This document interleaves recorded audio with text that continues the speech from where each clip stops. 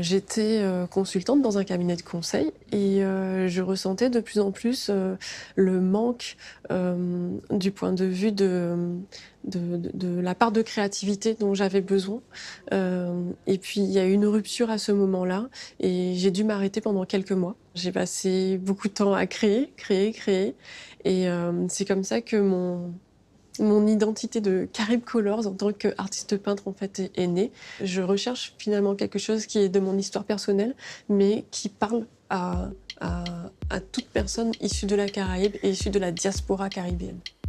Je m'intéresse à l'histoire des peuples qui ont sillonné cette région assez particulière, aux peuples précolombiens, aux Européens, aux peuples africains, et à tout ce mélange, à tout le folklore qu'il y a autour.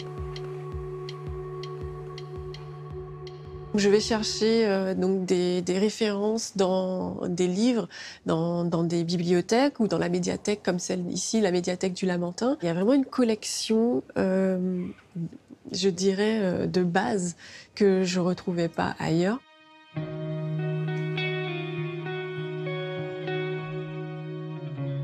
Il y a quelque chose en fait dans le noir et blanc, dans la binarité, qui fait que quand tu regardes un dessin fait comme ça en noir et blanc, quelque chose se produit dans ton cerveau et tu vois les couleurs. Et c'est ce processus-là en fait que je trouve génial. Quelque chose se crée à l'intérieur et a besoin de sortir et de s'exprimer, de se répandre en fait sur le papier.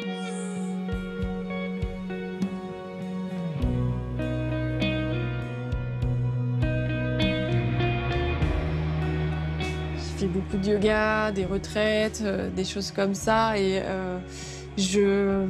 en fait, j'ai pas de confession religieuse particulière, mais je m'intéresse à toutes les religions et je prends un petit peu de la vision de chaque religion et ça m'intéresse beaucoup parce que pour moi, c'est de l'histoire humaine et j'en prends un petit peu de chaque religion, mais pas que religion, aussi dans des philosophies de différentes cultures, et je puise dedans en fait pour construire ma propre spiritualité. Surtout dans la dernière série, je pense, on sait un petit peu cette part de mystique, d'ésotérique.